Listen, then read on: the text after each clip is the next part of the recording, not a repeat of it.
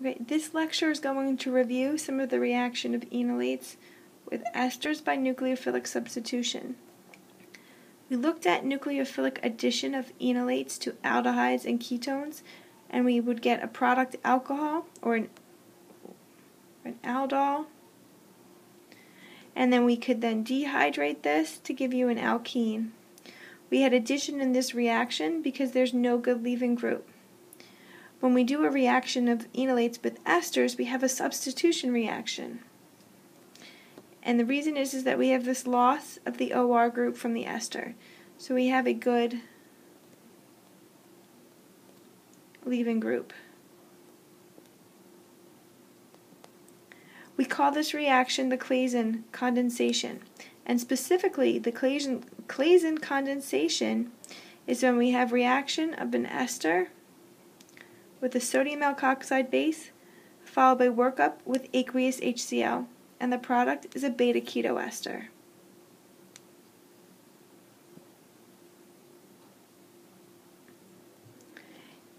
It is important that we use the ethoxide base or an alkoxide base. The reason is we don't want to hydrolyze our ester. So if you recall from chapter 21, when we have a base, it can attack the carbonyl carbon. The electrons go onto the oxygen. Your product is a carboxylic acid. If we use an alkoxide base, we will just reform an ester. So the Claisen condensation looks similar to the aldol reaction, and that two molecules of the starting material react to form a new carbon-carbon bond. The reaction is going to begin the same way where we have deprotonation of an alpha carbon to form an enolate. What we're looking at below is this indicates the pKa of that alpha hydrogen. And here we have the pKa of ethanol. Now the ester is a weaker acid than ethanol. And as a result, we are going to favor the ester and have a little bit of the enolate anion. And this is what this expression is showing you here, that the equilibrium does not favor formation of the enolate, but we do have some in solution. I also want to note that this reaction is even less favorable than when you deprotonate an aldehyde or a ketone because of the electron donating ability of the OR group. So if you remember,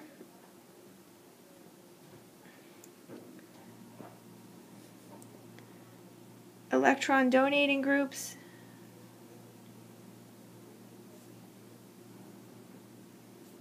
are going to destabilize the anion. And we have the two lone pairs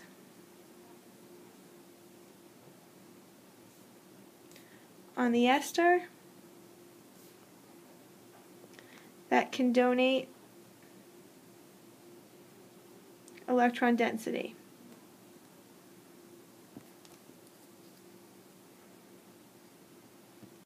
So if we look at the mechanism for this reaction, and I'll highlight the arrows as I talk about them, we have our ethoxide. It's going to take a hydrogen, the alpha hydrogen, and we're going to have the electrons for the carbon-hydrogen bond go onto the carbon. And we form our enolate anion. The enolate can then attack the carbonyl carbon. These electrons go on top of the oxygen. We have a good leaving group. So the electrons from the carbonyl oxygen can come down and the OET leaves. Now we have our beta-ketoester. However, we still have an alpha hydrogen present, and if you note, the pKa here is 10.7, and if you recall from the previous slide, the pKa of this alpha hydrogen was around 22. So this hydrogen is more acidic, and because we still have base present, it can be removed, forming a new carbon nucleophile. Instead of reacting at this position, what we can do is we can add HCl and water in a separate step. So this would be step 2, and we can reform our beta-ketoester. So here is an example where we have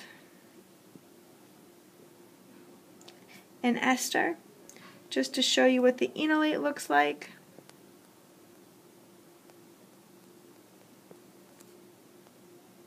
So this would be your enolate anion.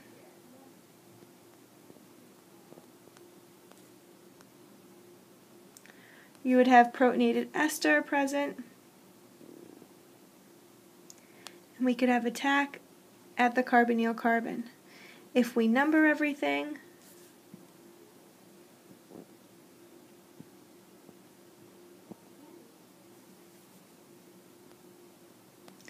that would be carbon 1, carbon 2, carbon 3, and carbon 4. And just to show you where everything ends up in the product, here we have carbon 1, carbon 2, carbon 3, carbon 4. And we lose this OR group. We can also have an intramolecular. If we look at this intramolecular Claisen condensation,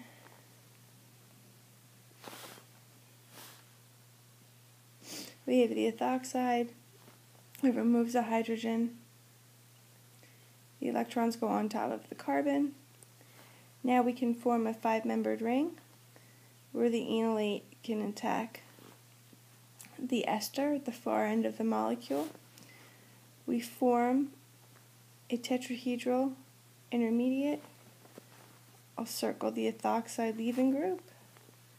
And again, we still have this acidic alpha hydrogen. The ethoxide can take the hydrogen, so we need to do protonation with HCl.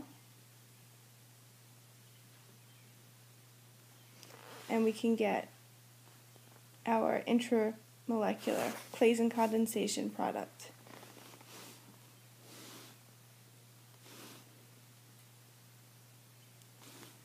When we do a crossed Claisen condensation, we have 2 different esters.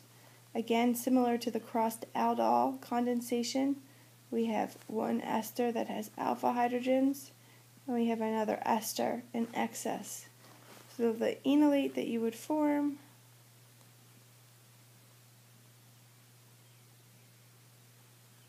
would be the following, and we would have attack at this carbonyl carbon to give us our crossed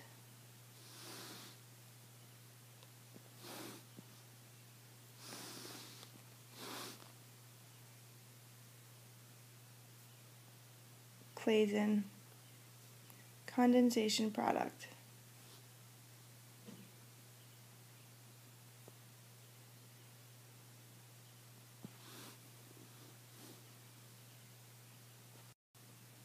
So similar to what we did with aldols, we used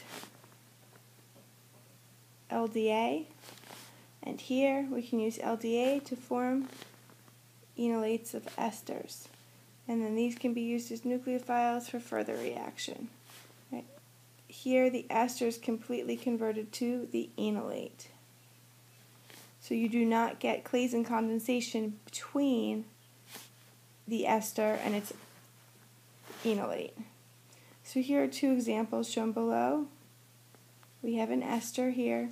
We completely form this enolate.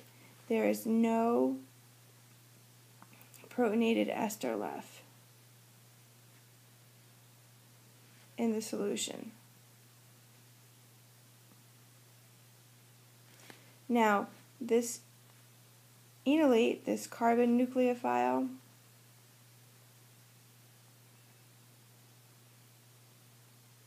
can go on to react with the carbonyl carbon.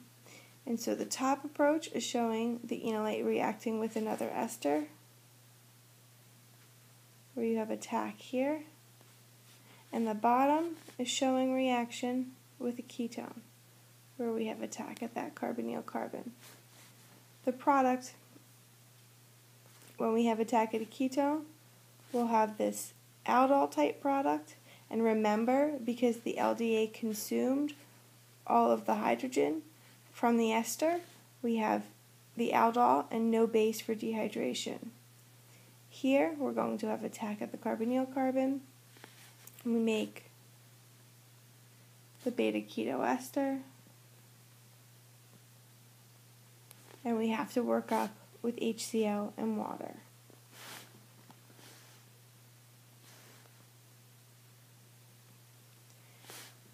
The next thing we're going to look at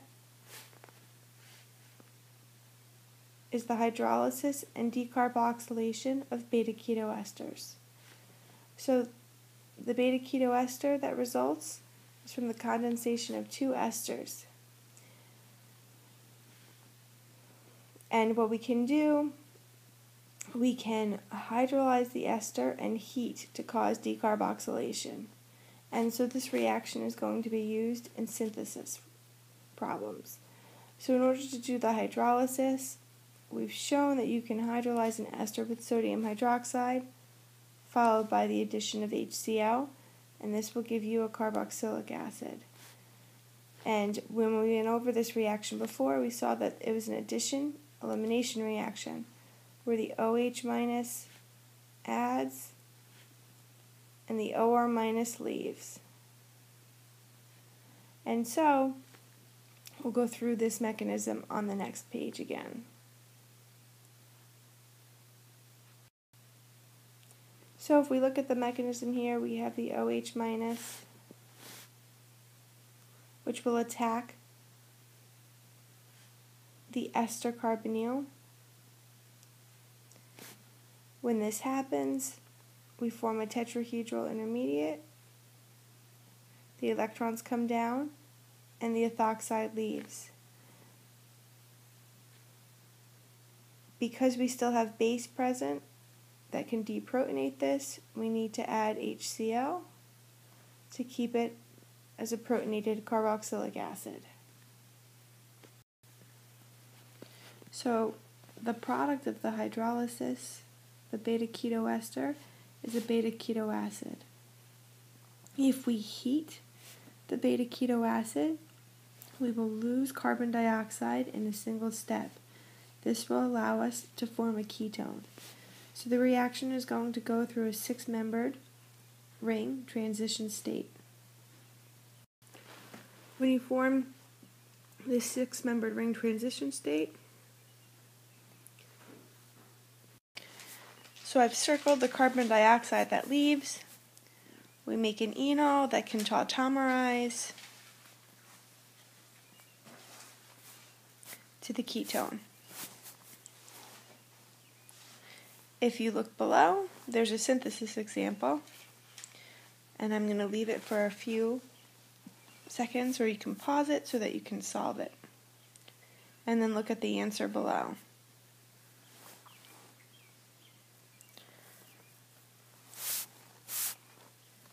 So for the retrosynthesis, we have a ketone. Our starting material is the ester. That came from the starting material.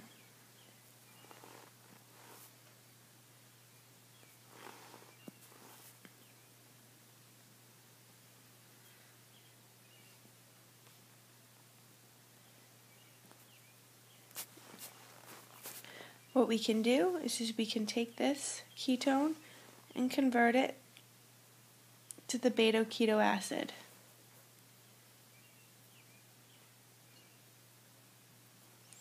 The beta-ketoacid came from the beta-ketoester, and then here is our starting ester. And if you want me to write what came over the arrows, so here you would have NaOH. Sorry, it should be, I'm just going to cross this out. It should be the sodium ethoxide,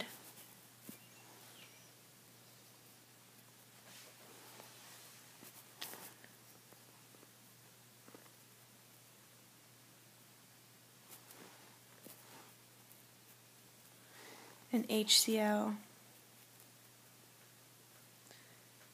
and water,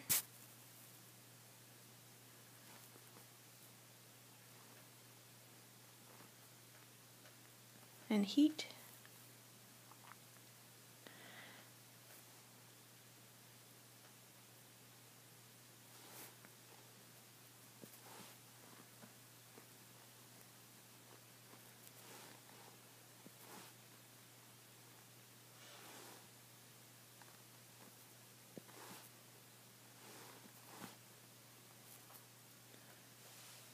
Here's heat. Here's the sodium ethoxide and the HCl and water. And here is where you would do the Claisen reaction.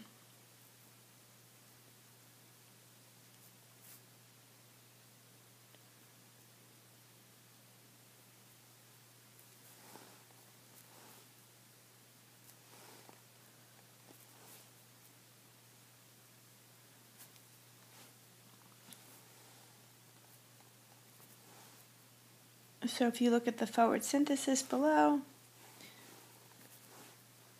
you have your ester, you do a Claisen reaction,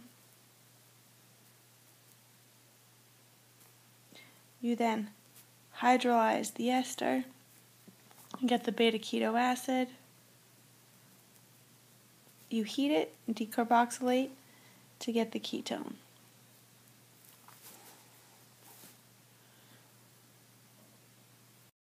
Another way that you could have done this synthesis reaction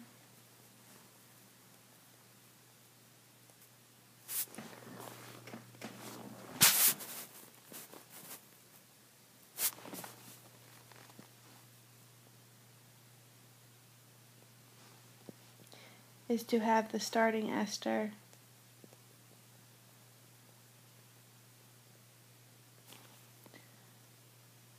hydrolyze it,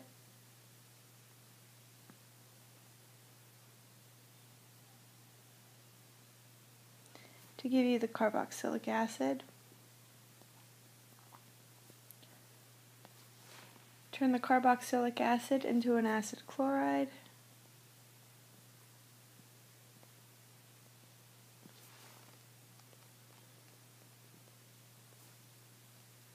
And then react the acid chloride with the appropriate Gilman reagent.